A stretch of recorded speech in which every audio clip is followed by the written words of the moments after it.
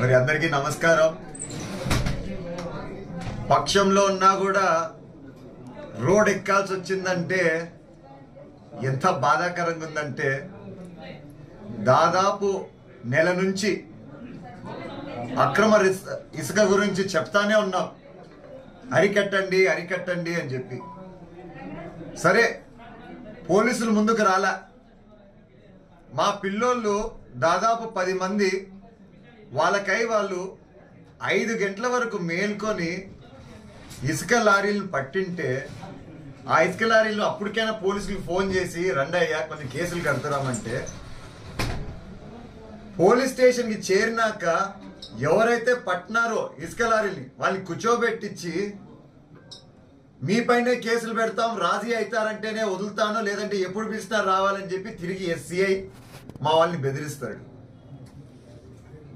నేను ఈరోజు చెప్తున్నా గట్టిగా, మేము ప్రతిపక్షంలో ఉన్నప్పుడే లారీలు పోనీకుండా ధర్నాలు చేశాము, అక్రమ ఇసుక గురించి పోరాటం చేస్తానే ఉన్నాము.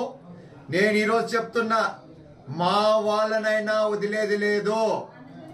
అక్రమంగా ఎవరైనా ఇసుక దోచుకోవాలని చూశారంటే మాత్రం ఖచ్చితంగా మీరు కానీ పోలీసులు కానీ ఎటువంటి చర్యలు తీసుకోలేదంటే మేమే ఇంకా రోడ్డుకు వస్తాం.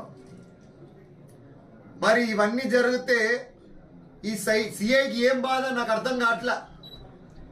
దాదాపు ఒక 6-7 నెలల నుంచి కంటిన్యూస్ గా కంప్లైంట్స్ వస్తున్నాయి.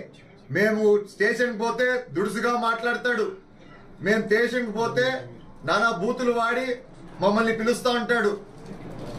మరి ఈ రోజు నేను ఎప్పుడైతే ఫోన్ చేసి అన్నా కేసు కట్టండి అన్నా, అది అప్పుడైనా భయం ఉంటుంది వాళ్ళకి అని చెప్తే, నాపై కూడా నువ్వు ఎవడు నాకు చెప్పేది అన్నట్టుగా తిరుగుబాటు చేసినాడు. మరి ఇప్పుడు నాకే అట్లుంటే, నాతోనే అట్లా మాట్లాడితే, ఒక ఎమ్మెల్యేగా నాకు రోంతన్నా రెస్పెక్ట్ ఉంటుంది కదా, మళ్ళీ నాతోనే అట్లా మాట్లాడితే ఇంకా మళ్ళీ ఖచ్చితంగా మామూలు ప్రజలతో ఎలా మాట్లాడుతున్నారో ఒక్కసారి మీరందరూ ఆలోచించండి. నేను మాత్రం ఈరోజు మళ్ళా చెప్తున్నా, ప్రతి ఒక్కరికి, ముఖ్యంగా తాడిపత్రి వాసులకి దయచేసి మీరు అక్రమ ఇసుక మాత్రం తరలించద్దండి. నా నియోజకవర్గంలో మాత్రం నేను ఈ పోరాటం ఆపను, చేస్తూనే ఉంటాను.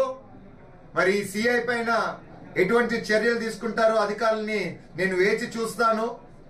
ఎందుకంటే నేను కంప్లైంట్ చేయక్కర్లా, ఈరోజు జరిగిన విషయం గురించే మీరే చూడండి ఎలా ప్రవర్తించాడో ఆ సిఐ. సో దయచేసి నేను మీ అందరినీ కోరేది ఒక్కటే, అతని పైన చర్యలు తీసుకోండి. కంప్లైంట్స్ ఎన్ని ఉన్నాయంటే అన్ని ఉన్నాయి, అయినా కూడా మీరు చర్యలు తీసుకోలేదంటే మాత్రం నిజంగా అన్యాయం జరిగినట్టు ఉంటుంది. ఇసుక మాఫియా మాత్రం మానాల్సిండేదే. నేనైతే ఒప్పుకోను, నేను ఒప్పుకోను, మా ప్రజలు కూడా ఒప్పుకోరు. Right, thank you.